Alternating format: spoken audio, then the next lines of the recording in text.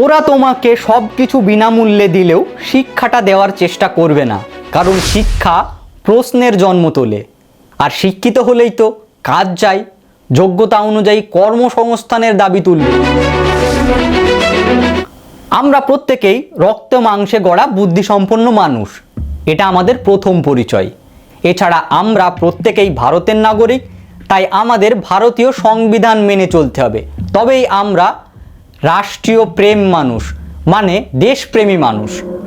এছাড়াও আমাদের আরও একটি পরিচয় হলো ধর্মীয় পরিচয়। আমরা বিভিন্ন ধর্মের মানুষ, কেউ হিন্দু ধর্মের, কেউ মুসলিম, কেউ শিখ, কেউ জৈন ধর্মের মানুষ।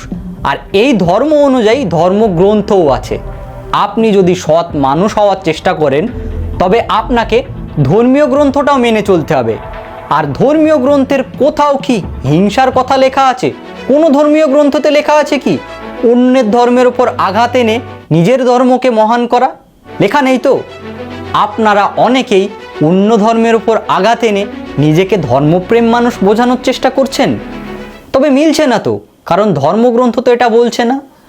আবার অনেকে যারা নেতামন্ত্রী হয়েছেন সংবিধানের শপথ নিয়ে সংবিধান রক্ষা করবেন বলে, তবে আপনারা যে জনসমক্ষে বলছেন, কেউ একজন বলছেন যে আপনি হিন্দু ধর্মের ভোটে জিতেছেন বলে আপনি শুধু হিন্দুদের বিধায়ক। এটা তো সংবিধান মেনে কথা নয়, এটা তো সংবিধান বহির্ভূত কথা এবং এটা অন্যায় কথা। এর আইনি ব্যবস্থা হওয়া উচিত। আবার কেউ যখন বলছেন সংবিধানের শপথ নিয়ে আপনি হিন্দু ধর্মের ক্ষতি করে দেবেন, এটাও তো সংবিধান মেনে কথা নয়। তবে আপনারাই আবার জোর গলায় বলার চেষ্টা করছেন আপনারা দেশপ্রেমী মানুষ, আপনারা ধর্মীয় প্রেমী মানুষ, কিন্তু আপনারা এই দুটোর কোনোটাই মানছেন না। না ধর্মীয় সংবিধান মানছেন, না রাষ্ট্রীয় সংবিধান মানছেন। আর আপনারা জোর গলায় বলে রাস্তায় নামলে, সংখ্যায় বেশি দেখালেই কি আপনারা ধর্মীয় প্রেমী বা রাষ্ট্রপ্রেমী মানুষ হয়ে যাবেন? তবে কি এই কারণের জন্যই শিক্ষার এমন বেহাল দশা করা হচ্ছে? তবে সত্যিই যদি এরা ধর্মীয় প্রেমী মানুষ হতেন তবে হিন্দু ধর্মের জন্য এতদিন হয়তো অনেকগুলো গুরুকুল খোলা হতো, যে সেখানে সঠিক ধর্মীয় গ্রন্থ পড়ানো হবে। কটা খুলেছে বলুন তো? এই যে এত হিন্দু হিন্দু করছেন, কটা খোলা হয়েছে আজ পর্যন্ত? দেখুন, আমাদের এখন বর্তমানের সবথেকে বড় চাহিদা হলো কর্মসংস্থানের। সেই ব্যথা ভোলাতেই কি এই আয়োজনগুলো? কেন বলছি?